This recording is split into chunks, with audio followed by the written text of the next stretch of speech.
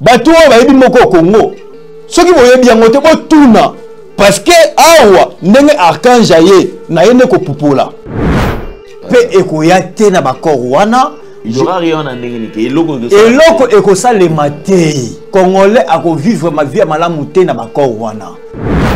Vous pensez que non, les Américains ils vont sacrifier Paul Kagame ou bien l'État rwandais pour le Congo? Maïna Mkongo Libata. Bobosana, c'est l'archange qui parle ici. Bobosana loko wana. Nana bismino que pasteur John Wana, directeur adjoint. Il y a la foi, il y a Maison Blanche. Nana bismino que yende ngazaboe, asa nzambe, baza kato kitisme. Il faut pas ça maï ndingisa. Naba na ko délivrer congolais moko. Bah ça un problème, il faut délivrance mentale. Nous tous les congolais c'est un problème. Yozali général, mais bazali ko initier na kati mabe au coup d'état. Mais ozali ko tonga par-ci par-là. Boko mona, tawona na bana ko to mona baboko danga. Archange ata ko belela, ke pa coup d'état za ko ya bo se préparer. Ba tiaki temi. Bo mona ki na parler de la nation. Makambeleka ki oyo ya ndeko Christian. Alinga bomba moko nzamboka. Pona intérêt ya nani? Mais heureusement, papa Ndele, bisto bonela qui déjà bien avant, pas de monde qui yango, quel coup d'état ça quoi. Boma matoya batu o bazo luka basala coup d'état na mboka oyo. To bloquer bango et au sale mati na kombo na Yesu Christ. Accord ya malédiction. Yo mona kati accord wana réparation ezali. Il y a 30 ans oyo. Génocide des oleka na est mboka na biso. Na accord wana balobeli yango. Est-ce que na kati accord wana yo moni makambu oyo ke no biso Congo to ko gagner nini après 30 ans ba papa ba kufa ba maman ba kufa ba militaire na biso ba kufa na corps wana il y a rien de bien, il y a rien de bon. Félix Tshisekedi a un problème spirituel to tindele ba pasteur ole ba tindela biso ta armée et longola biso bato oyo ba kabila na bananga na est kuna ba ke ko tindela biso ba pasteur nzambe na ngai mboka oyo ebino mo boloba tozana miss tozana matoyi tozoyoka to mona te nini yango boma matoya bato o bazoluka basala coup d'état na mboka oyo to bloquer bango et au sale mati. Mais comment se fait que non un président sortant qui ne respecte même pas son statut azumi nduki akena rébellion kindoki mutu ya congolais na problème tala ndenge mu pepe zali ko frapper na mboka Congo ya wenzambe Ozanzambe kotikala nzambe. Tala pasteur Marcelo a changé comme église na ye.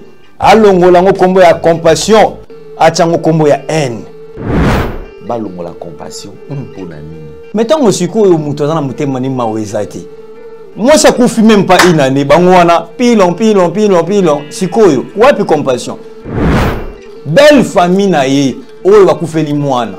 Sous choc wana bakoloba nini yaya. Est-ce que l'église a comment la compassion? Il y a un lobby qui est autorisé, comme la haine. Basimba qui non, que l'archange n'a bon de la qui peine à yebisa qui révélation que année 2025 pandé. Ya wenzambi akobimi sa poissa. Mais le conning et ça pour la précipitation ou nazako zela famille à maman blanche, intervention famille à maman blanche, beaucoup yoka. Baye bisabiso mwana mwasi wana za kobala eloko nini bataminasi.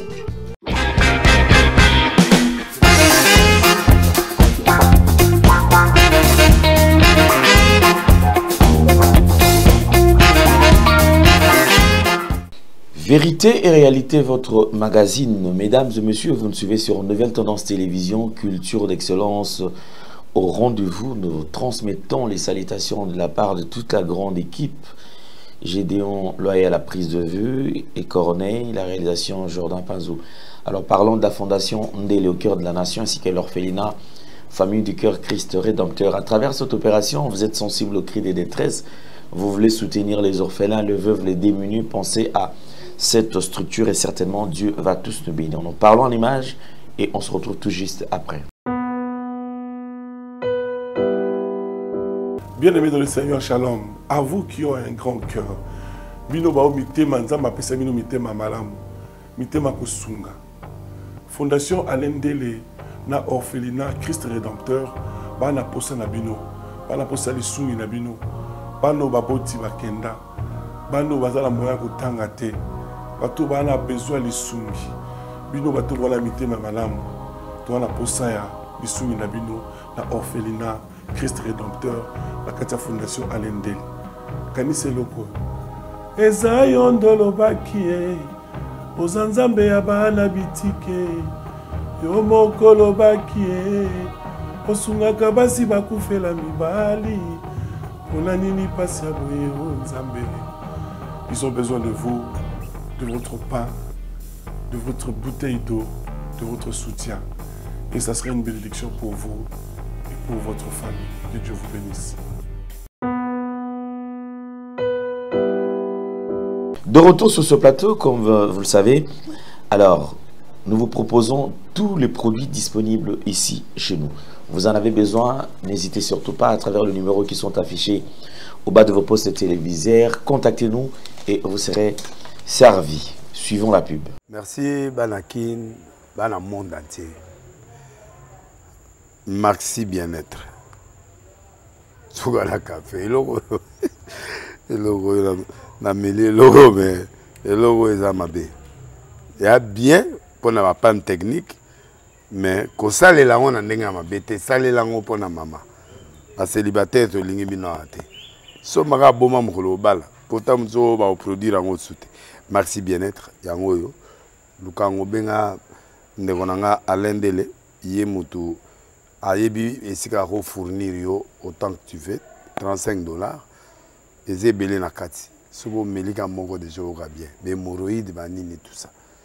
Bilialia, vanda musala banini et réparer yo système ya break et réparer yo pe fonctionnement ya break de break donc et pe son fonctionnement ya bien. To comme ba congolais toujours gagner ba match. Aux ba défaite, pas technique en plein match, c'est pas bon. Zongela et loko. Ngala c'est éviter de dire surtout ba pasteur, boningo mela boyawa. Bobenga pena alendele na numéro na ye pour bobenga pour bozo loko. C'est important. Traitement poison anti-poison yango yo. Ne ba mususu meli yango avant kende obima. O melango. Ça a des jours ata batele loko. Moi cuire mon corps c'est bon.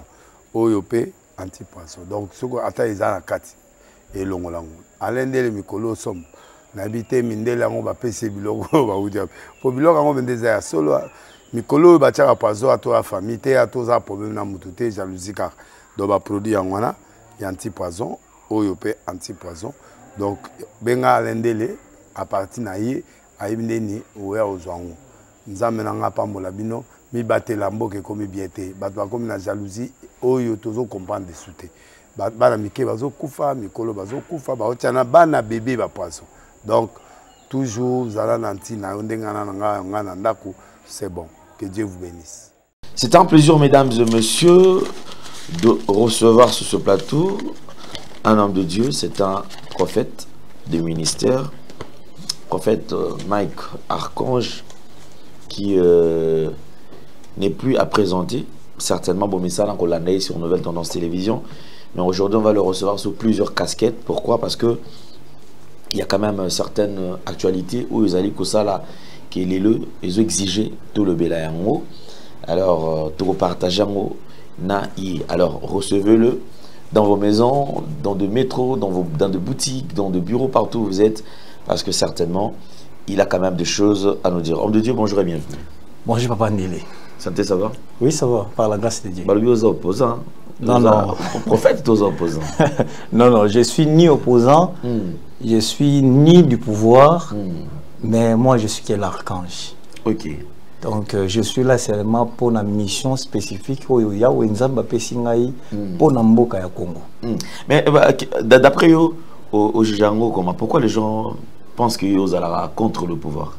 Parce que vous avez monté, vous avez quand même 3, 4 ou 5. Bon, prophète Gelori, Papa Kola, il dit casquette, toi, il y a zappé, opposition. Yo, opposition. C'est que vrai, tout ceux qui sont aujourd'hui, et surtout ceux qui soutiennent le pouvoir en place, c'est ma pouvoir parce que ceux qui m'ont simbi, ils ont mal. Mais lorsque ça ne marche pas, nous avons également le devoir et à dénoncer ici, ça ne marche pas. Bizarrement, ce qui n'arrange pas certaines personnes. Pour Nabango, il faut qu'à Robetara Mabo. Attends, Marambozo qui s'imbatte, tout le baka bon. Très bien. Accord, quand tout le monde a clarté, Kolobela Ngote. Très bien. Bounagana, depuis qu'il y a 4 ans passés, tout le Bela Ngote. Sur le Bioza contre, aux Rwandais, aux Aboué. Or, les Congo nous appartient. Sur le Biso, tout le Beli Congo, tu éviter Banane ou Kolobela Yango. D'après eux, pourquoi le jugement les alarmines, bien sûr. Très bien. Papa Ndele, permettre un bondela. Il n'y a pas de problème. Merci. To bondela. Yawe Nzambe na makokinyo sokomone kumisama. Oza Nzambe kutikala Nzambe, to kabi momo na saloboko na yo. Natiki DG Alendeli na saloboko na yo, équipe technique na mitiki na saloboko na yo. Barkange na yo bazo contrôler sika oyo. Natiki pe bandeko baza ko landa biso na saloboko na yo. Molimo santu na yo e inspiré biso. To yoka ndenge na to yokate, to mona ndenge na to mona te. Kolo sunga biso pe mimonisa. Tala ndenge mu pepe zali ko frapper na mboka Congo. Yawe Nzambe. Oza Nzambe ko tikala Nzambe. Tala pasteur Marcelo a changé comme église na ye. Alongola ngo kombo ya compassion, achango kombo ya haine. Po na kati ya motema na compassion ezate. Oni monisa Père de gloire. Nemo le baki ke okobimisa mango poisa. Ba pasteur balinga kende rébellion. Balinga tika ye tonga Nzambe na banani. Batika ba bwebi na banani. Ekoki oni monisa ngongano ekoki na kombo na Yesu. Amen. Quand je vois prière, tout jeton. Yo zo akize ba te panzambe to. Te na kize ba te panzambe te. Na lobiga ka keno ya Nzambe. Amona keno kombo ba pesa l'église la compassion ba longola yango. Nzambe a autorisé ki ba chango la haine. Kasi. Alors les pourquoi ba longola compassion pour nanini d'abord parce que le quoi ibani na zo kana pas partir à prière non pour toi avancer. OK. Balongo la compassion pour nanini. Balongo la compassion papa Ndele. Nde on na linga balobi mawa. Mettons osiko muto na mutema ni mawa ezati. Ye moko église la compassion. Mais compassion osiko tozo mona na kata mutema na été. Donc sur le plan pratique ezati. Ezati. Moi ça confie même pas une année bangwana pilon sikoyo. Wapi compassion. Belle famille na ye o ba kufeli mwana. Sous choc wana bakoloba nini yaya. Est-ce que l'église va comme la compassion? Il y a un lobby qui est non autorisé, bapé sango comme la haine au lieu de la compassion. Prophète Mike, est-ce que Eza Mabe pasteur Marcelo n'engalinga bala parce que même Bible zoloba a vu jusqu'à ce que la mort vous sépare. Sikoyo liwa est frappé et kabo libango. Dans ce qui toqué sur le plan biblique Azana est libre. Très bien. Pour liwande kabo nenge makomi lobby. Parce que liwande kabo libango. Très bien. Koba les amabe. Tout vous en avez besoin. Il fallait qu'Azelana nous tourne. Merci DG. Koba les amabeti. Koku fait amabeti. Parce que c'est biblique que l'homme a été tiré de la poussière. Même nangana yo, on retournera toujours à la poussière. Mais le problème est que Maman Blanche a koufi na liwa nini. Première des choses. Deuxième des choses, to calculer. To zaba bantu. Nous sommes des bantu papa. Même nous na zaboloba. Ceux qui non et que molonga nanga lelo que non accueilli. Mais il faut garder attitude moko et puis un temps. Papa Marcelo Zanabana ou baza âgé. Mais eloko nini oyo bana nzambe il faut basimba ou peut-être ba éviter ne loko na yeli. Basimba que non que l'archange na bondela ki pe na yebisa ki révélation wana que année 2025 papa ndé yawe nzambe akobimisa poisa. Tant que tu les 30 jours, tu as koyebisa bana nzambi. Botala, boko mona, ou peut-être boyeba kite boko mona yango. Que tout de Babel, ou etongami na classe religieuse, et pas banganga nzambi. Yawe nzambi akotia confusion, akobimisa bango poisa. Ba koto ba politicien. Yawe nzambi akotia confusion, akobimisa bango poisa. Baza ko mona to baza ko mona te. nana monité oya wenza mazako lakisa. Et si peut-être le mariage est passé à Marcel Salami d'une manière Salami précipitamment, d'après Bino, il y a quelque chose ça au sali qui est mbambam. Ngai na konane iti. Nga na pisika nzambe merci. Parce que la Bible est interdit nga que non. Toyeba kotuka basali nzambe te. Azamo sala nzambe lokola nga, mais différence c'est anine. Est-ce que tozali ko sali nzambe na ndenga bo solo déplace problème ezali. Déplace problème ezali. Poto benga mi basali nzambe. Mais to sali na ndenga bo solo. Est-ce que to tali mibeko, to tali ba précepte, ba loi o eza établi na kati ya Biblia. Précipitation ne ça dit à quoi? Baye bisabiso mwana mwasi wana za kobala eloko ni batami na sima. C'est ça le problème. Parce que à ce que moi je sais, pour la cause moi si pour que obalaye, c'est un processus. Koye ko la bizaleli entre bino. Olandaye. Ala statue ça musali nzambe. Azali na ba bébé belé na sima naye. Mais eloko nini esali pour la précipitation ou naza ko zela famille à maman blanche, intervention famille à maman blanche, beaucoup yoka. Mais les lots sur les réseaux sociaux, moi personnellement, ouais. Je suis tombé sur plusieurs vidéos. Ok. Et Congolais, il est fort, hein? Congolais, Makasi. Ok. Je tombe sur une vidéo où à une partie, le pasteur Marcela Zoloba, Azo Senga na célibataire. Bazo akatan avant Babala. Azako Senga na bango que sengeli moi si avant ya kozitiena na ndako sengeli oye baena nous déjà. C'est-à-dire que la vidéo est comme virale, c'est comme si on dirait qu'il à se contredire, il fallait pas y au servir tout d'exemple sengela qui a la peine moto penza pas kotambola na ndenge ya sembo parce que yende mutatea matea. Très bien. Ngana CPL papa ndele parce que tant que tu as l'école tout mbelo, l'école cher. Tu as comme ça la publicité, il y a personne aux alités.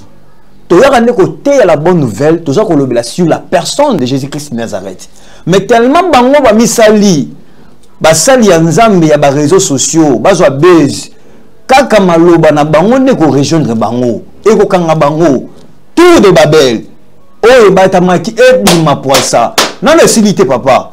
E ko bima poisa. Non ba prophète, ba pasteur, ba apôtre, ba évangéliste. Oh ba vani ya kata makiona. Ekobima poisa. Ekobima poisa papa. 2025, tant on a zali ko belle la mokili mobimba. Que 2025, bon ça la mail, ezali année moko lokola bane mususu te. Que yawe nzambe atelemi. C'est pour cela boza ko mona que awa pe to za ko loba l'antéchrist est telemi. Tant on to lobela ki makambu ya bête ya Vatican ba tchaki tembe, ba monaki. Mais oya ko remplacer Pape François. Aya na missioni. Aya na mission nini? Yena makamu na États-Unis kuna ba yena mission nini? Aba yeko tindela biso déjà na kati ya mboka na biso. Ba yebisi bango ke no président Félix Tshisekedi a un problème spirituel. Est-ce que ba yebisi bango na mboka Congo tout ça un problème spirituel? Et belé ba pasteur bazao. Papa ndele. Tout ça na ministre tout ça na matoi, tout ça yo ka tout le monde até. Ni nyango. États-Unis olé atelema atinde la Congo ata armée naïe comme armée na biso les fragilisé. Armée na biso la faible. Ba signer l'accord de paix. Mais papa, ta là. Olé ba tinde la biso ta armée. Et longo la biso bato oyo, ba kabila na bananga na est kuna. Et longo la biso ba milice o evani na est. Ba ke ko tinde la biso ba pasteur. Nzambe na ngai moka oyo. Et puis nous boloba ki on que non c'est les spirituels qui gouvernent le physique. Peut-être on dit na molimo bon to banana na molimo. Ah. Si manangonde to tina. Ah. Et puis il faut est-ce que bien bosenga ki bango ki. Est-ce que batina kuna na présidence. Félix Tshisekedi dans la bananité. Azali na pasteur te. Baza ko mona te baza ko yoka te. Mais basangana ki to mona eza insulte clique ba ejibama pia bazala ki wana. Mais ye monseigneur ici c'est évêque Ejiba. Mais c'est une honte. C'est une honte. Naïe eza humiliation, eza insulte. Papa, laisse-moi vous dire une chose. Que l'évangile que les blancs nous ont même la biseau, et ça qui peut aveugler peuple noir. Ba même la biso évangile pour ba aveugler biso. Yango zo mona ke ba limiter peuple congolais, ba yeba ko s'enrichir. Ba s'imprégner na makambo etal accord o ba bengi accord de paix. Accord ya malédiction. Yo mona kati accord wana réparation ezali. Il y a 30 ans oyo génocide des oleka na est mboka na biso. Na accord wana ba lobeli yango. À part réparation. Est-ce que na kati accord wana yo moni makambo oyo ke no biso Congo to ko gagner nini après 30 ans ba papa ba kufa ba maman ba kufa ba militaire na biso ba kufa na corps wana il y a rien de bien, il y a rien de bon. Ba ke ko tinda bébé o Félix Tshisekedi azana problème spirituel to tindele ba pasteur. Ote na Congo to mone mboka wana molile tondi to tindela bango ba pasteur. Nana ebisi bino ke na maison blanche. Keba o ba yo wana baza ba pasteur ba sala nzambe ya solo. Si ce n'est que baza na kati au quitisme. Non, Jacob. Mais ce qui baza ki ba pasteur, il fait pas délivrer na yemoko de Donald Trump parce que Trump baza na kati au quitisme. Aza na kati formation. Pour nani ba ko délivrer Trump té. Pour nani ba soumis Trump na yemoko té. Parce que yemoko Trump wana ba mwana ki na Texas kuna ne bato akufi. Ba bonne li pona États-Unis d'Amérique pour ani. Ba ye awa ko lukani, ba ye ko aveugle peuple congolais. Ba ye ko tia molili ko zwa comment nzambe ba brandir yango ndenge pe elekanaki à l'époque que on a utilisé l'homme noir à sala kaka moto mwindu mabe. Ba ye na évangile, ba ye na Bible. Nzamba zala na bino azala pe na yo. Allez, papa ndeli, banda ko tubela makambo mabe osala. Ongane za boy, nazali na biloko boy, nazali na biloko boy, nazali biloko boy. Nzamba limbisa yo okombo ya tata ya mwana ya molimo mo santo. Amen. Kende kolala. 3h du matin, ba yo pa na yo. Na ba arme. Allez, bisa yo kozana ngo. C'est ça l'évangile, bango ba yaki, ce sont des politiciens. Mais ba yaki sikoyo pour que ba ye ba ko travailler. Ce sont des politiciens, ba ye ba comment est-ce que entre vous le peuple noir. Ce sont eux. Bazo ba initier bankamoko pour que ba faire souffrir ba noir. Ba ndeko na biso oyo ba utaki na niveau en Tanzanie. Ba militaire wana ba formaki. Bango ndem to banaki ko kata peuple noir maboko. C'est-à-dire bazaki na quota o ba banaki ko pesa ba koko na biso. Que yo il faut osala bilanga bana awati aw. Chemin de fer, yo osala boko sala bo. Soki o komisi target wana te. Baboto li moi sina yo. Ningozo mona États-Unis wana. Ce sont nos ancêtres babota kina minele. OK. Alors, on va évoluer. OK. On va évoluer. J'ai un point très sensible. Très bien. Oh, toi aborder parce que dernièrement, je pense que lorsque nous avons annoncé qu'effectivement et tout confirmé que pasteur Roy Bondo Azaki empoisonné. Actuellement, c'est vrai, il va bien, il se porte mieux, mais plus de 6 fois, on va empoisonner. On se poserait la question pour quel but? Si réellement, Bible Zolo Bakeno et Langeza Mounene, Basali Bamuki. Très bien. Et Basali, soi-disant, Basali Wana Kati Elanga, Balangi comment on va tout soit côté Elangati. Exactement. Est-ce Elangana Bangomoko, Kusisango, Baokokati. Ok. Mais les lots bakomi koluka ko éliminer batu mususu bazokota na kati elanga. Très bien. Je pense que l'apport y a passé au Roy Bondo ezali visible et mututu azo sepela na yango. OK. Pour ne pas confondre. Madjabou c'est une entreprise commerciale. OK. Mais ici je parle de bienfait, la réalisation. Il y a passé Roy Bondo. Aujourd'hui, les chrétiens peuvent quand même aussi babetatolo avec notre bisopé tout ça. Tout ça dans l'organisation malamu, tout ça dans la biloko ya malamu, tout ça dans la salle, il y a spectacle, tout ça dans la biloko ya malamu, tout ça dans la studio moderne. Vous allez permettre que les chrétiens va enregistrer le son, la qualité à malamu. Aujourd'hui, cet homme va décider kaka balongola. Heureusement que Dieu contrôle à permettre à monter. Très bien. Empoisonnement a passé Roy Bondo. Prophète, réaction de Kuzalani. Réaction ngai oyo na koloba eza mape pasi. Toujours kaka na tour de Babel. Oyo naza koloba. il ne faut pas bimon poisson. Parce que le pasteur, révérend Roy Bondo, azamoko ya ba pilier na minute oyo, aye ko tombo la gospel ya musique ya Congo, aye ko valoriser musique ya ba jeune talent, mais na kati ya bonzambe. Bino bandeko ya Vodacom, superstar. Nazali ko yebisa bino. Moi je suis l'archange. Parce que superstar, ba koti sa ki bana na kati ya mabe. Ba Miss Vodacom, ba koti sa ki bana na kati ya mabe. Mais moko atelemi ko ya ko valoriser bana na makambo etali musique ya bonzambe. Yo moni bana majabu bana superstar ya Vodacom. Yo mona ngasa musala, esala musala te. Yo mona Miss Vodacom. Tala makambo kene ko sala bana na biso na Afrique du Sud, Miss Vodacom. Tala le ba baby sala biso jeune wana. Oh innocent, nzamba limbisa zongisa yo na kati na bonzambe. Nzamba pambola fiston mbui. Ya comprendre ki makambo yo bien avant. Nde batu oyo batelemeli makambo oyo. Nde batu oyo baza ko telemela makambo majabu. Pasteur Moïse Mbiye, nzamba limbisa yo, bon wana. Yamba kolo Yesu Kristo lelo. Bon wana yamba kolo Yesu Kristo. Tika bizaleli ya mabe. Oza ko teya komo na kolo Yesu Kristo. Sala pe musala o ezali ko laksa ke ozali pe na musali ya nzambe. Papa, ezana batu oyo, la liste est longue nzambe na ngai. La liste est longue. Bino basali ya nzambe. Bobo wana. Bobo wana bo ya makolo Yesu Kristo. C'est ça le grand problème. Makamou oyo eza pas seulement physique, eza même spirituel. Tant on a ça ko bondi la pona révérend pasteur Roy. Na ça ko mona molimi na kati même yanda kunai.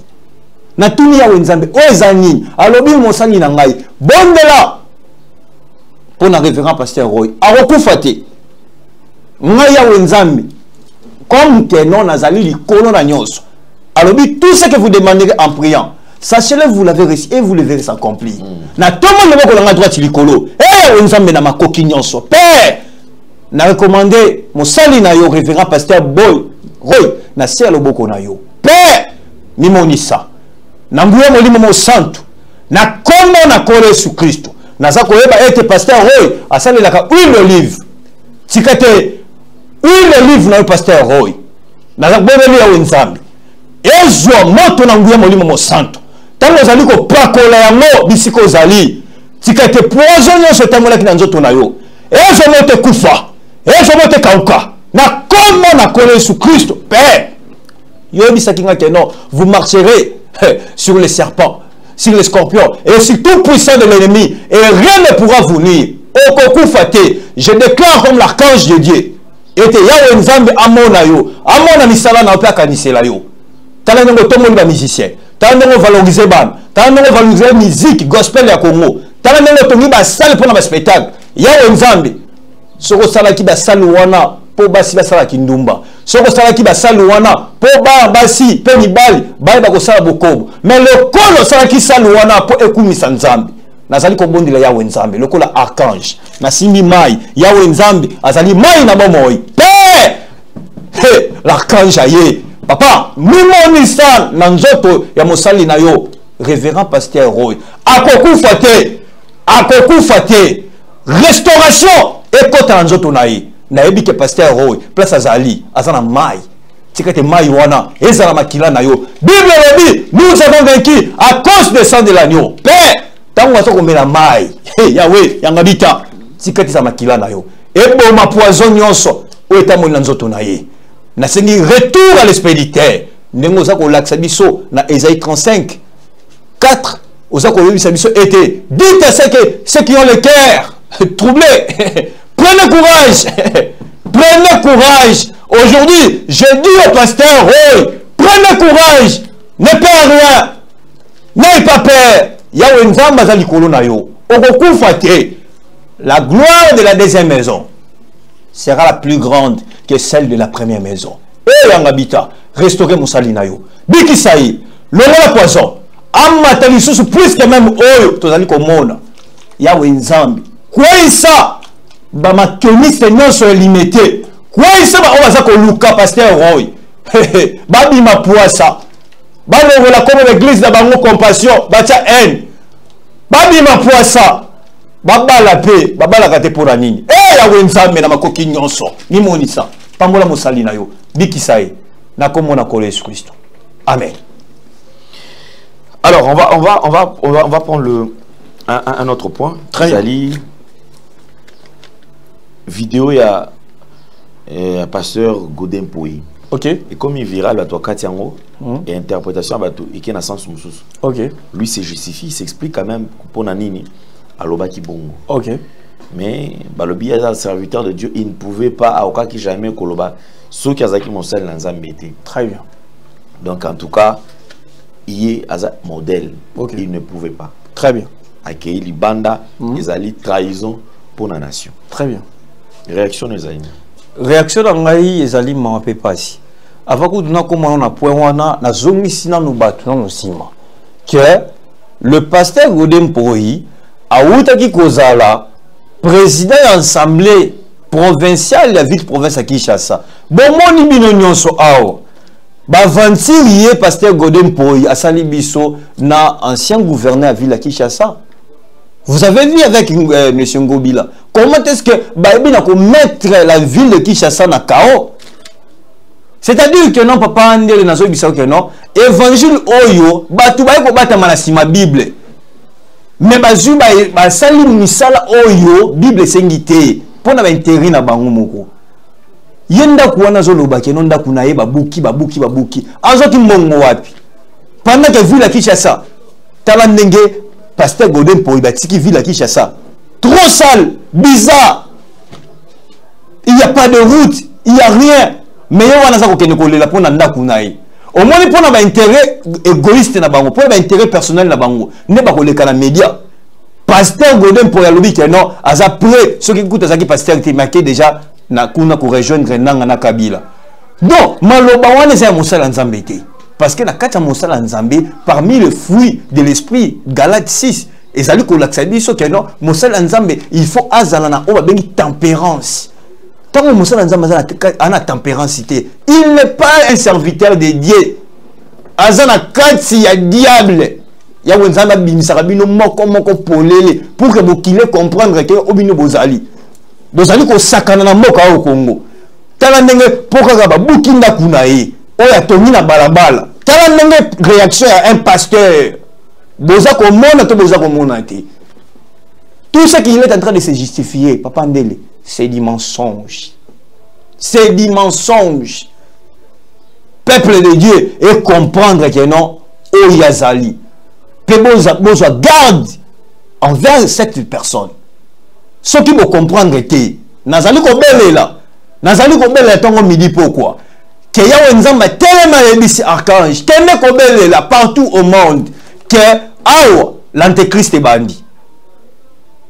Léon 14 aye nenga ye wana azali koluka asangisa ba église nyonso basala o tuza ko benga ekinisme. Na kati na ekinisme wana yoko sangisa biso ndenge nini bino bozali ko adorer nzambe nini ngana kene ko sangana bino tala makambo oyo l'équipe Papa Ndele yango moni ke no baki ko sangisa basali ya nzambe na badodo kambai na banani o na ba o ba benga soki o Jacques Tshisekedi na zako mona na moni bato bele kuna na kati ya prière yango na bi ya wenzambe est-ce que batu o ba yebi moko au Congo batu o ba yebi moko au Congo soki boyebi yango te botuna parce que awa ndenge archange aye na yende ko pupola na ye ko pupola pour na ye ko pupola nana bisibino que pasteur John Wana directeur adjoint il y a la foi il y a Maison Blanche nana bisibino que yende ngazaboe aza nzambe bazaka to kitisme yango mona ki peke na réunion pe godé pe yazaki nzambe na ngai ye ba pasteur ba koma ba PD ba pasteur ba koma ba homosexuel ba pasteur baza ko sala homosexualité ba pasteur tala ndenge baza ko zwa na ba interprète baza ko zwa ba fille à église baza ko sakana na bango yawe nzambe abeta bino abimisa bino poisa. Merci DG. Merci beaucoup. Je pense que pour la réaction là. Alors avant quand même tout le cas la deuxième partie l'article autant pour la deuxième partie. Okay. Je voudrais quand même qu'on chute avec un point. Oui. Sur les accords. Autour le Belango mais il qui quand même moi vite fait. Ok. Congolais à Zwandaï Kozela, effectivement, signature et accord. Très bien. Une première partie déjà est salami. Très bien. Comme Kozela, kaka deuxième partie pour les deux parties, sous bas, il va signer et puis tout à la oyo yokoya. Très bien. Mais ce que tali n'a pas poste, il y a nanga. Au comment on a que biso toujours le bakeno, ils sont inquiétés. Mais sur l'andeli babilo qu'on a posté, tu sens qu'il y a bazin inquiété. Très bien. Donc bazin na bango à l'aise. Très bien. Et à chaque fois que côté na biso to le bakeno, effectivement, na kati ya bakor il a été demandé à ce que retrait il y a troupe. Il y a 1-23, AFC et Nabali na bango surtout na balongwa. Très bien. Ba quitter les sols congolais. Au comment on a kaka les jours suivants, bango pe ba sali ba démentir. Ok. Démentir na bango, bazo rassurer balobi nulle part en accord, bayokana ki bongo, c'est-à-dire que bango bako quitter pété, baza na bango normal, ba fandi. Oh ba rimer bandai ko circuler ah wa bito ba sengi 8 ans, ba gérer na no partie est wana, ba sengi boye, ba sengi boye. Congolais atikali sikoyo na kwa moko ye moko isolé. Très bien. Ne sachant pas quoi faire, oui. Ne connaissant même pas les tenants et les aboutissants. Il y a un accord. Très bien. Et Congolais ont mis posé question à quand retour il y a paix dans l'Est de la République démocratique du Congo. Très bien. Accord Oyo. On a habité surtout au Kenya sur le plan spirituel. Tout selon Yo, nous allons comment on est là. Est-ce que les accords Oyo et Oki Kozala Moko il y a issu des sorties pour la crise de la RDC? Très bien. Pour vous dire une chose, Papa Ndele, na lobaki yango kaka na plateau ya NTV. Il n'y aura rien dans ces accords. L'homme blanc. Il n'y aura rien en Ndenge. Et l'oko ekosa le maté. Pe ekoyate na bakor wana. Congolais a vivre ma vie à malamouté na bakor wana. Parce que l'homme blanc azali moto ozo vivre na kati ya ba ruse. L'homme blanc se cache toujours derrière l'homme noir. C'est entre nous. On a pris Rwanda pour que Azala Lokola Moka Oyo a chauffé RDC afin que non, qu'il ait ce qu'on appelle la balkanisation. Détrompez-vous, détrompez-vous, chers citoyens congolais, patriotes, détrompez-vous à quoi Rwanda comme Longa. Parce que l'homme blaza Koluka Moka Congo, c'est la balkanisation. Nenga bakabola ki bauti ko kabola Soudan et comme Soudan du Nord et Soudan du Sud ne peut pas ko kabola moka au Congo. Je vous avais révélé basalaki drapeau ya République ya Kivu bien avant. Basalaki hymne national ya République ya Kivu bien avant. Basali makamunions tout bien avant. Maintenant tant que comme il y a pratique ne place comme bon problème. Balingi bakabola moka o déjà nana yebité. Vous pensez que non, les Américains, ils vont sacrifier Paul Kagame ou bien l'État rwandais pour le Congo? Maïna Mkongo Libata. Bobo Sana, c'est l'archange qui parle ici. Bobo Sana loko wana. Yangwana au moni que non, il va utiliser maintenant nini. Balobite to que nous causons ba pasteur. To yana ba pasteur. Parce que ba yebi que non l'homme congolais, balal sarabiso pongi na l'évangile. Il y a Tengu. Tengu libata, Tengu. Ndebe évangile ba libiso, to bondela, ke accord oyo, ya wenzama mi monisa. Maina mkongo libata. Tango sel ba kongo na bino na momoni ya wenzama zana kati. Non détrompez-vous. Nzamba pesi biso mboka. Pesi biso mabele. To ba ko cultiver yango, to ba ko lona, to ba ko sala musala. Non, détrompez-vous que non, on peut pas développer le pays par la prière. Prière est un mususu, mais qu'on travaille c'est un mususu. L'homme congolais, il faut compter la musala. Il faut élaborer ma belle nabiso. Papa Ndele, vous ne savez pas une chose. Je vais vous révéler une chose. Que Namboka Otobengi Tanzanie. Ninga leki na Tanzanie. Pourtant, bino toza ko vanda awa bo ebite ke no ba ninga kuna baza ko évoluer. Po bino bo monika ka secteur o bo monika ke saka ba minerai. Non. Ba minerai kaka te. Ninga leki kuna na oyo bisika nazali koloba na mboka ya Tanzanie. Na mboka ya Tanzanie na lingi keno bien mebo simba keno kuna na Tanzanie ba faire développer secteur na bango ya tourisme. Tourisme et koti mbongo ebele 3,98 milliards. 3,98 milliards et koti na secteur ya tourisme.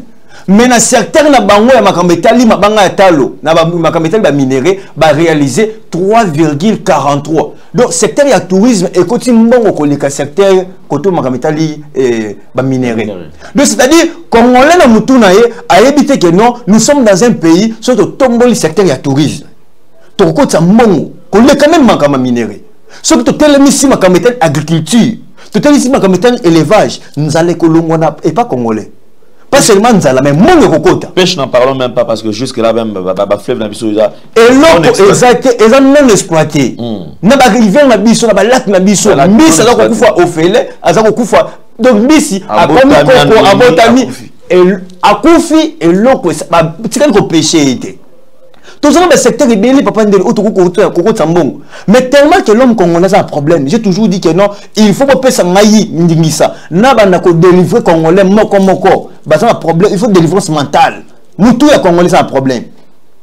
Comment se fait que non? Vous allez général. Mais vous allez une mission dans le coup d'État. Mais vous allez qu'on par-ci par-là. Vous allez qu'on soit mongo. Vous allez qu'on soit même mongo qu'on l'ait quand même battu moussous. Vous allez même qu'on soit mongo même établi par maman veuve militaire. Mais au parvenir qu'on sait la calcul, on sait la coup d'État. Ozali président sortant. Ozu autant de milliards dans Mboka Oyo. Mais comment se fait que nous un président sortant qui ne respecte même pas son statut? Azumi Nduki a une rébellion. Kindoki, Moutou, il y a Congolais un problème. Il y a un monde qui n'a pas pandéli. Naza ko yebisa ko no awo. To avancer. Bokomona, tango na baneko to mona maboko danga. Archange za ko belela. Ke ba coup d'état za ko ya bo se préparer. Batia ki teme. Bomona ki na parler de la nation. Makambeleka ki oyo ya ndeko Christian. Après, boloko mona awa. Makambo etali général Diwewe. Alinga bomba mokonza mboka. Pona intérêt ya nani? Bato bazana est. Tala ki mutema mabe ya congolais. Mais heureusement papa Ndele, biso bonela ki déjà bien avant pour mona ki yango. Coup d'état za koya.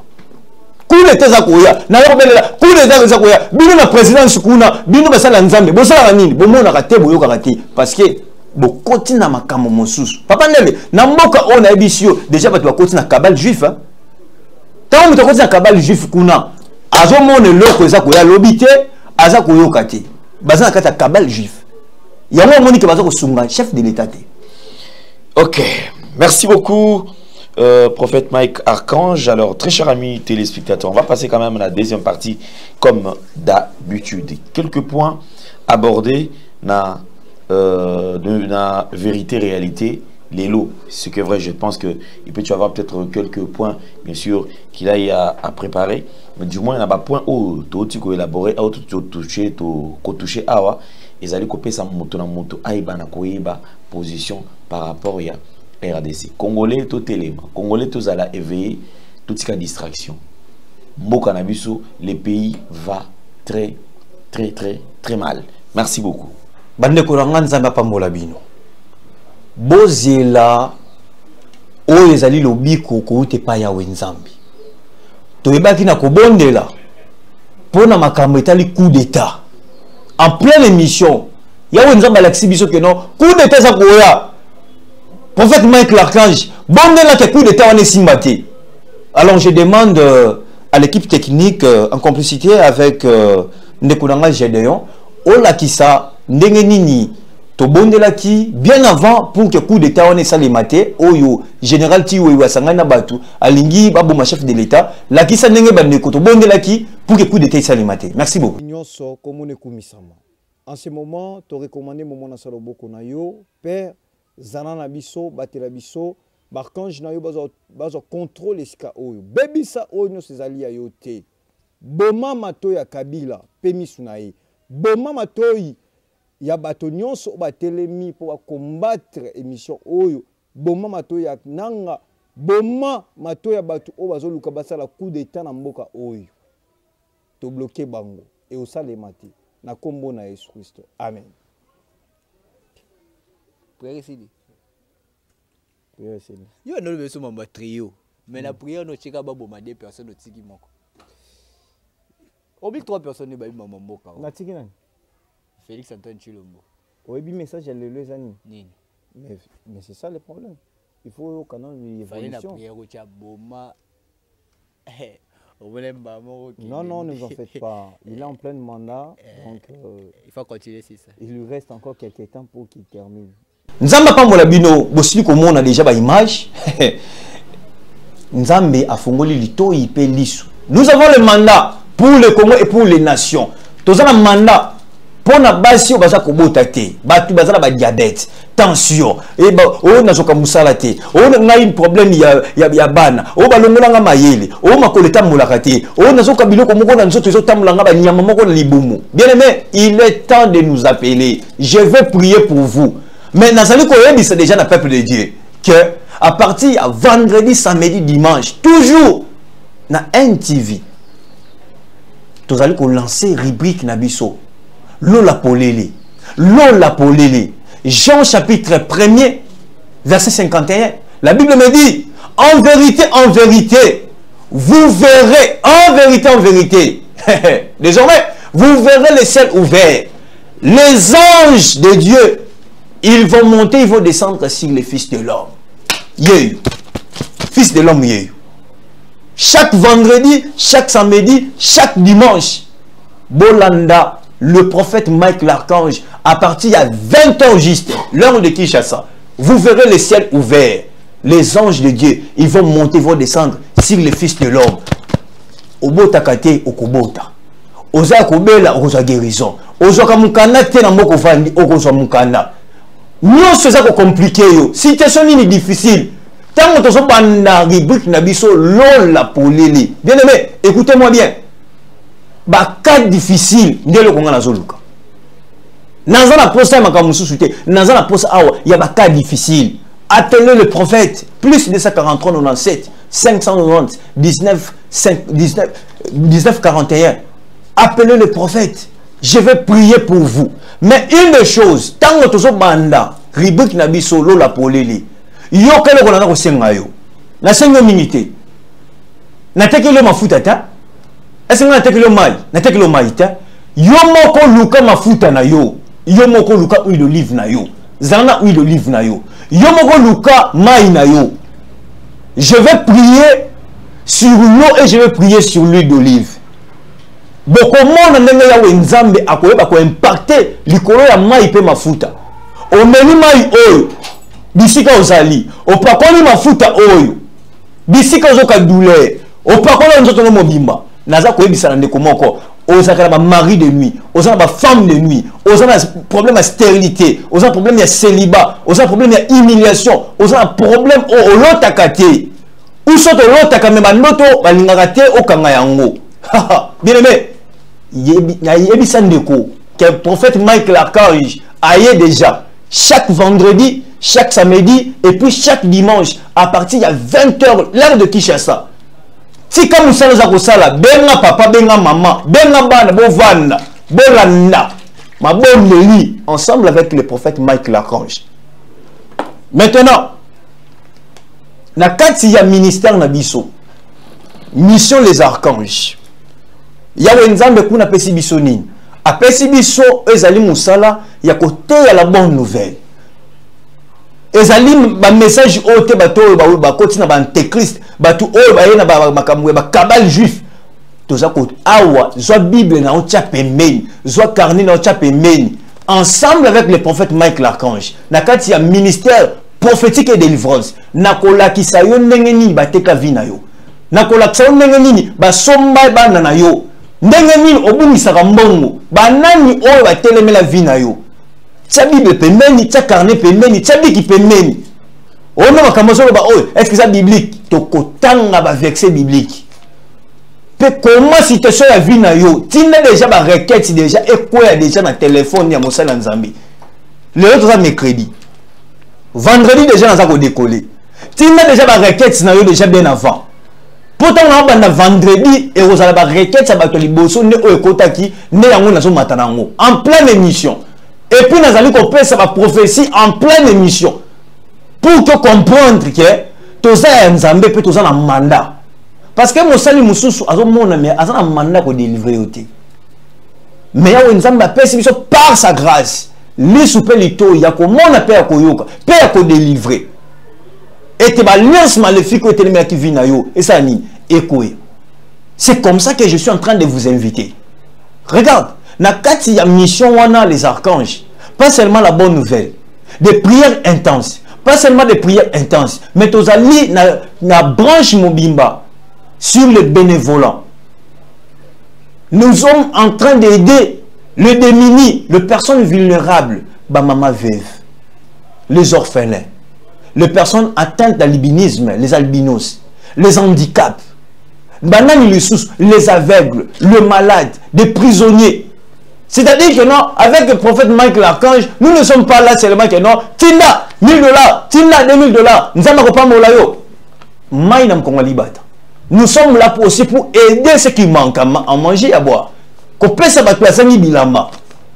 Toujours en complicité avec l'équipe technique, Nazako Senga Nandeko Gédéon, Allah Kisaba Nanzambe, dimanche le 20 juillet 2025 à l'église évangélique Christ Bâtisseur, Ndengenini, Toebaki, Nako, ko dédié Kiltuana et Action de grâce pour na ba maman veuve militaire, Mibali na bango ba kufi na Est. Pe na bana na bango ba orphelin, Toebaki na ko yamba bango, to bondeli na bango, to lie na bango, to meli na bango, et puis na suka na oya wenzamba pesa kibiso to ebaki na kopesa ba mama veuve wana ba ebaki na kozwa maputa pour que tango aza kolata liputa wana to bondeli pona maputa wana ke ya wenzambe azongisa o ba ebaki na kopede ya wenzambe azwa bango en charge pe to ebaki na koyeba ko enregistrer ba requêtes na bango ba doléances na bango ba difficulté baza ko parcourir pour que to eba ko intervenir na ngai na bino ba archange ko sunga ba mama wana. Alors suivez l'image et puis on se retrouve après. Merci.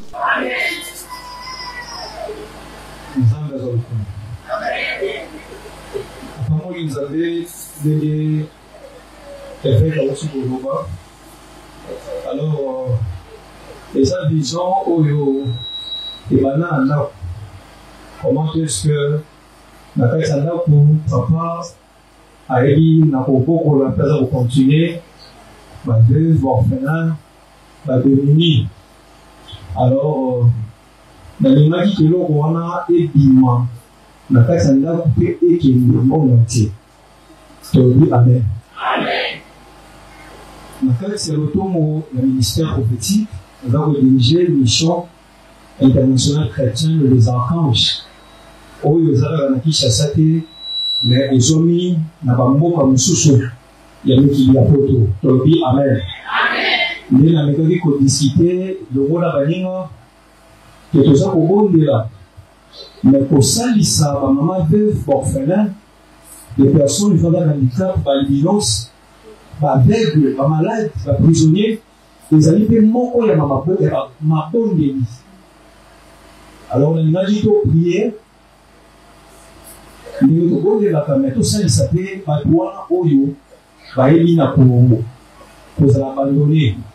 Alors, beaucoup plus aujourd'hui, tu vas dire qu'il faut vraiment cibler ma femme veuve militaire.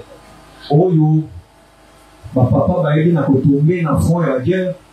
Pour payer sa bango na itonga, pour les bakobongi na bango, pour les disabango, na ba bana na bango orphelin, en fait que tout est bakobia na bango, tout est na bango, pe to pe sa bango, et l'autre to bonse bango. Amen.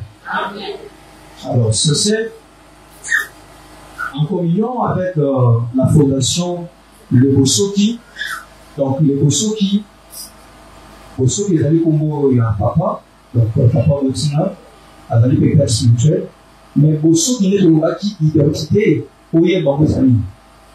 Bosso qui est allé, motoko, la joie pas à l'ensemble, à l'y aller pas ensemble, à pas qu'il y ait pas ensemble, que l'on dit Amen. Donc, à ça, la banne, où il y a beaucoup de côté, mais à la banne, où il y a des enfants spirituels, à la coco, où il y a des coco spirituels, à la banne, où il y a adopté. Nous allons, nous allons nazali manki bosoki, nous allons na révérend, yaga bonika bosoki. C'est ça la règle. Nous allons na évangéliste bolongo bosoki. Nous dit Amen. C'est-à-dire, nous allons awa, jali ibonda bosoki. Dieu merci, pasteur, Dieu merci. Mayango, Kingama, bonne chose. Mais nous avons fait chauffeur, bonne chose. Donc, nous avons son papa et qui Bumba, bonne chose. Donc, ça aussi, comme on a eu au Babissini, bonne chose. Donc, nous avons fait alors, pour la Soukissa, alors, pour la Soukissa, n'a pas vu aux arrêts grantés, n'a pas mon côté. Et ça fait un peu Oyo, à Soumaki. On va vivre la vie sur un mot, qui est au lit, amen. Alors, il essaiera de dire, on dit ça. Et nous commençons à monter pour que n'a dédié ma mot, pour que ça va ensemble. Après, si la si, ma casse, il y a un coordonnateur, l'évangéliste Joël Bossoki. Après, si l'évangéliste Crécy, merci beaucoup. Après, si papa Jean-Baptiste depuis Belgique, merci. Après, si merci, et pas la maman Sandra depuis Suisse. Merci, et pas la maman Émérance depuis Israël. Merci, Nanaï, et pas la maman Benda depuis Suisse. Merci et pas à maman Evelyne depuis Paris. Merci et pas à maman Hortense depuis Paris. Merci à maman Monique Land depuis les États-Unis. Et enfin, merci à la couple pastorale Daniel Makengo depuis Paris. Les Ambés, à Pamolabino, la commune de Suisse. Amen. Maman Kabundu Pelagine. Maman Bena. Maman Bena. Tika. Maman Bena. Maman Mbayi. Maman Zumba. Maman Zumba. Maman Chantal Fomba. Maman Galula. Maman Bouyeme Landu. Bouyeme Landu. Poussana, Maman Timba Watente. Poussani, Maman Esther. Akumaka Esther, Maman Esther. Azate, Maman Dorcas Ofosa. Poussani, Maman Gislaine. Poussani. Maman Mélanie, Poussani. Mélanie Bofosa, alors.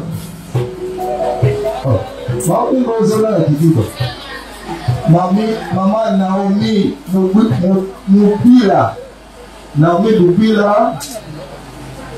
Maman Rachel Mbengi. Maman Ephraim Kabiolo. Maman Bofio Micheline.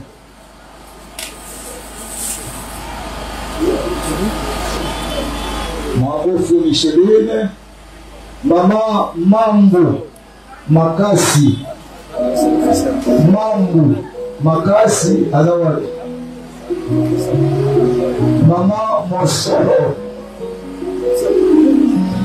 Mosolo. Maman Mosolo.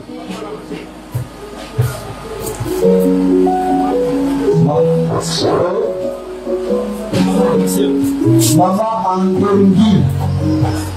Andengi. Angangi. Mama Angangi. Mama Mazungu. Mama Ilolo. Mama Kafuti.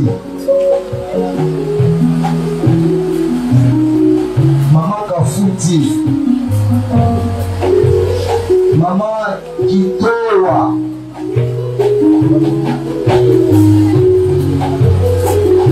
Mama Matembe. Matembe. Mama Yanko Chanel Janjani. Mama Adeline. Mama Adeline. Mama Mahama. Mahama. Mahama.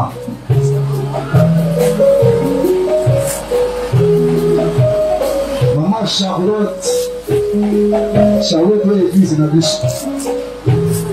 Maman Charlotte, il y a mon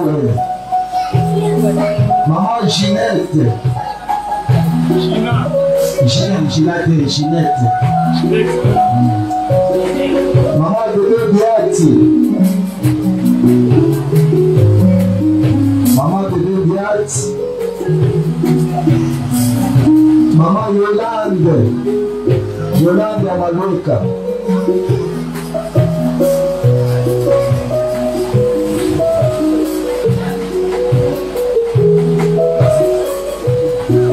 Maman Bélange Tola. Alors, posez-la, Maman Bélange Tola. Maman Julie. Julie Grasse. Alors, Maman Bibi. Bibi la bisette Bibi Moussoussou. Maman Gina. Maman Adèle.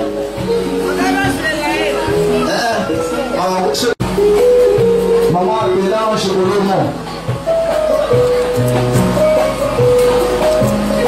Maman Manzunda Nando. Maman Ange Gloria Tumba. C'est ça. Alors, c'est là.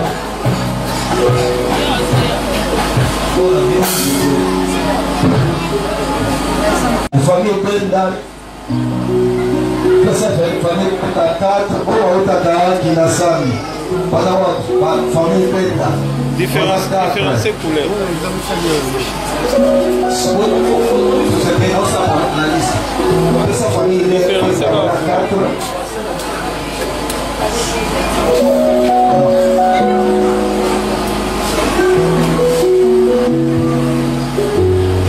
Maman de biche. Différencier couleur. Maman Raïssa. Maman Raïssa. Raïssa Kinganga.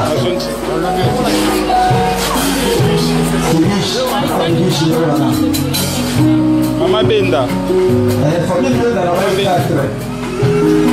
Maman Bibichi Yona. Maman Sarah Kibonda. Sarah Kibonda.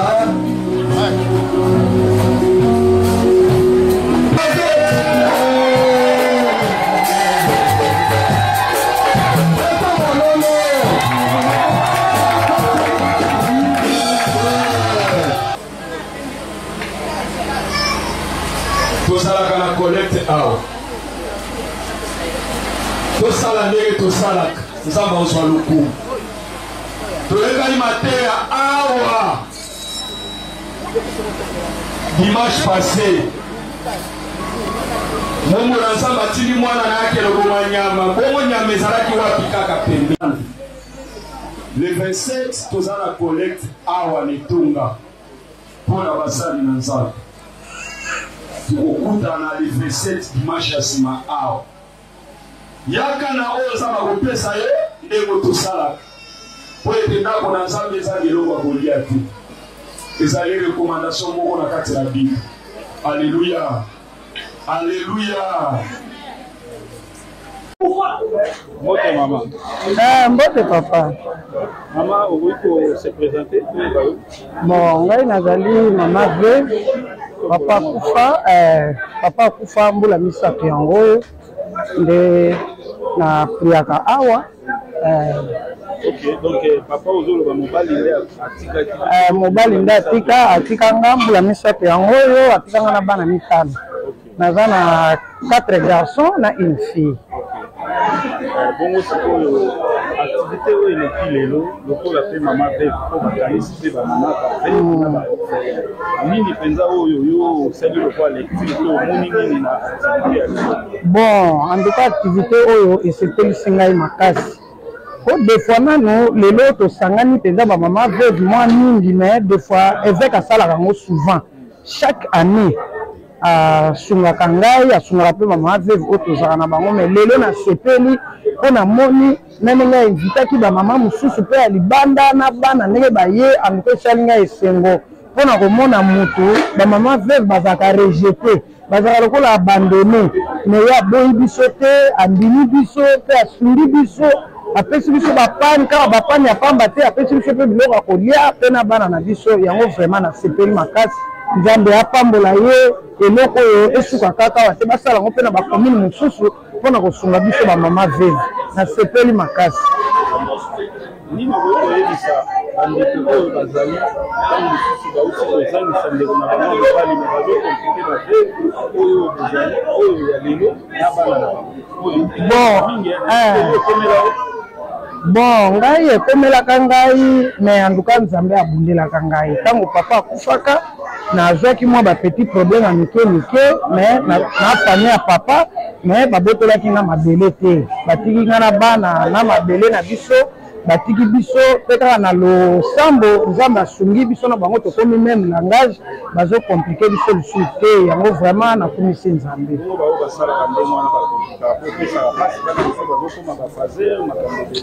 vraiment ezali mpasi mpe mawa komona na mabota mosusu makambo basalaka neti ndeko na nga mpe ya mwasi awutaki kokusela mobali petite sere ya lalinga sami wana bakomplikaki ye babotoli ye na basani na banzungu na babiloko nyonso ya mobali bamituka mobali atikaki kutu bakomi koluka babotola na mutuka oyo mobali asombelaka ye po akende tika nango mwana na classe vraiment bafamille ya ndenge wana ezali bafamille moko modi eza bafamille moko ya mabe soki mowe akufi botikela bana na ye biloko tala lelo ndenge tokomomona bafazer bakomi ebele bakuluna bakomi ebele bana batikali soki bazali kotanga bokoyede mwasi te soki bambongo etikalaki na matanga bosalisa mwasi mpo aede bana bokotika mwasi kaka ndenge wana bozuzela boke na bino bobotoli biloko eza mabe mingi vraiment biso bakongolais tomeka nanu vraiment kotala likambo oyo ata leta na biso atala mpona ndenge nini bazofaire souffrir bamama veuve wana eza nde mosala moko ya babranche na kati ya mission les archanges kolesa baoyo bazali baorphelin koyeba kosunga bamama veuve bademini wana ezalaki na culte ya le 20 juillet 2025 à l'église et là maintenant on est en train de se préparer pour la rentrée scolaire ya bana. Vous allez voir en image comment est-ce que nous allons soutenir les enfants qu'on peut sabango ba kit scolaire koyeba na kosunga bango koyeba kokene ko enregistrer bango na kati na école pour que bana wana batanga batata na bango bayeba kina kokoya kokufa na ba front kozwa pe na bandeko mususu kosunga même bandeko o baza ko se débrouiller kosunga ba maman wana ke baza na activité enfin que bayeba kosunga mabota na bango.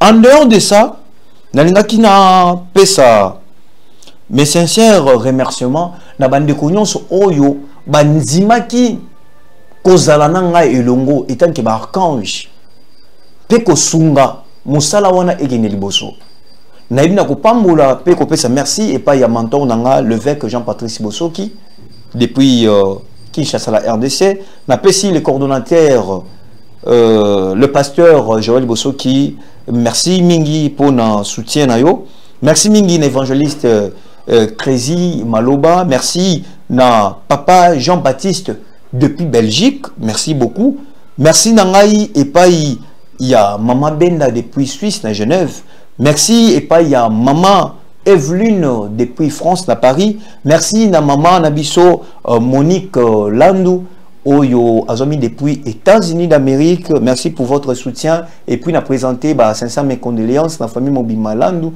et puis à vous en particulier Ndenge Tobungisi maman Nabiso Nobel tikate moli moné vanda na kimia merci mingi pour na pasteur Daniel Makengo couple pastoral Daniel Makengo et puis na maman Yvonne Makengo merci pour na oyo bosali pour na kosunga ba maman veuve pasteur Daniel depuis Paris nzama pambola yo maman Hortense depuis Paris nzama mona yo et maman Émérance depuis Israël nzambe amona yo pour na musala oyo ndenge toyebi na kobanda yango pasteur Willy depuis la France, pasteur Willy Ngoma, depuis la France, Nzambe amona bino. Alors, nous connaissons au personne pour ça, il y a quoi pour rejoindre biso, au cause le bien ou la bienvenue, nakati, il y a mission les archanges. Alors, le grand rendez-vous est pris, très chers mesdames et messieurs, ce vendredi, samedi et dimanche, à partir de 20h. Le prière intense. Bate kayo wapi. Pona nini ozozo mukanate. Pona nini makamune zo simbate. Pona nini osalakate. Pona nini bana bazo salate. O balakate pona nini. Pona nini mari de uniforme de kangayo. Yaya tellement ngonge koki. Ngonge koki eza era mabondeli. Eza makamute ke non recevez, recevez. Oh nzambe na ngai. Quel évangile. Tant que vous savez tout recevez, recevez. Motozana nous prisonniers, batangier na maboko, ba chaîne kangier. Makoleza akokangama, akozwa biloko ozo ba recevoir nini. Mais moi je sais une chose, que mutu ozali délivré, il est libre, il y a quoi accéder na biloko nyos tout. Il n'y aura même pas le temps ya ko ba recevoir. Une fois l'homme est libre, akokota na bénédiction, ya makamuna nyos tout. Alors, envoyez-nous vos requêtes très bien avant. Vous avez 48 heures. Les vendredis, quand nous sommes tout ça pour décoller pour la prière intense, yaya, toujours sur ces plateaux, na NTV. Oh, nyonso et quand on a vu na yo, oh comment na yango, naza siko andi na TV far na yo, na ba commentaire, tiens biso commentaire. Mais une chose, naza ko senga libota na Nzambe. Oh, prophète tekela biso oui, oh prophète tekela biso mai, mai na mkongali bata. Yo moko kenene na supermarché. Luka où le livre na yo. Yo moko kene na supermarché. Soma ba paquet no ya mai. Tango to sako bonde likolo nango. Yo ko mona ngai te bisiko zali. Tango melima ya mabondeli. Opakoni na futa mabondeli. Oko mona makambo ekolekela yo. Ba mama nyonso oyo bakanga lipamboli na bino. A partir ya mai ya mabondeli ekofungwama.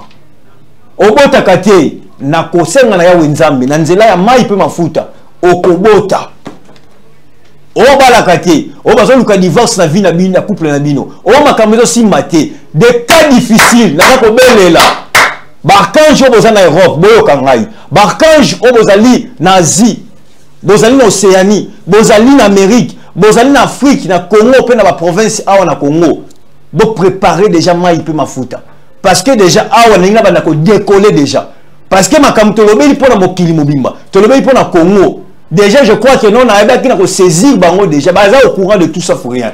Maintenant ça ko décoller ah maintenant, ko la qui ça maintenant na mokili mobimba. Mission oh les archanges, oh ya wenzamba pesingai. Ya wenzamba mon abino, na pesi mote na madame SKMB. Merci mon abière, merci na bande connaissance oh tozana bino na mission les archanges. Merci pe na oh yo zolanda biso que non au belemi pour na koya ko rejoindre biso yawe Nzambe akomona yo. Moi je suis l'archange. Moi je ne suis pas là pour que non na banda ko zona autant belé ya mama solo belé. Moi je suis là pour des prières intenses. Koyeba na kolongola moto na kati ya molili ko kotisi na kati na lumière. Plus 243 97 590 19 41. C'était bien votre prophète Mike l'archange. Nzamba pa molabino bisika bozali. Nzama pambola bana na nganyos tout nzama pambola bande konyos baza ko soutenir biso. Merci pe na yo pe na ba commentaire négatif oza ko sunga biso pour que to ya ko côté ya susu malam côté ya biloko autorité tika commentaire na yo vraiment ko zapete tika commentaire na yo positif tout comme négatif et ko sunga biso tango to kotanga yango to ko yeba ko sala musala susu kitoko makasi pe to za posa yo obongwana oyeba ko commander mwana na Nzambe ne musala oya Nzambe pesingai aller de faire de toutes les nations mes disciples en les baptisant au nom du Père, du Fils et du Saint-Esprit. To kopte yo, to bongoli so motemo ya mikolo Yesu Kristo et puis to baptiser yo. Nzambe ayeba ko pambola bino. À ne pas oublier début septembre déjà toza na action pour la rentrée scolaire ya bana. Rentrée scolaire ya bana. Alors, on s'est préparé, on soutenir bana ou baza orphelin, les enfants de la rue. Otoza kokoti ça déjà na l'école pour que batanga yako kokota pe na action wana Nzambe ayeba komona yo na komona ko Yesu Kristo. Merci à l'équipe technique, merci na professeur Panzu Nzambe Amonayo, le directeur de Dipro. Merci na Gédéon Louyeye Nzamba Pambolayo pour votre assistance. Merci pour na Seka Production. Merci pour na DG Papa Ndele. Merci aussi na Monsieur Brad. Monsieur Brad Nzambe Aeba Komonayo. Na komona kole Yesu Kristo waza mokonzi mobateli pe mosumi na biso ndetolobi amen. Bien-aimés dans le Seigneur, shalom. À vous qui ont un grand cœur. Bino bao mitema nzamba pesa bino mitema malamu. Mitema kosunga. Fondation Alain Dele na orphelinat Christ Rédempteur bana posa na bino. Bana posa lisungi na bino. Bano baboti bakenda. Bano bazala moya kotanga te. Bato bana besoin lisungi.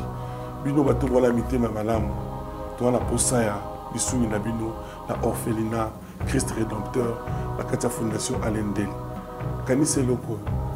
Eza yondolo bakie, ozanzambe ya bana bitike, yo mokolo bakie, osungaka basi bakufela mibali, pona nini pasi ya boye o nzambe. Ils ont besoin de vous, de votre pain, de votre bouteille d'eau, de votre soutien. Et ça serait une bénédiction pour vous. Pour votre famille. Que Dieu vous bénisse.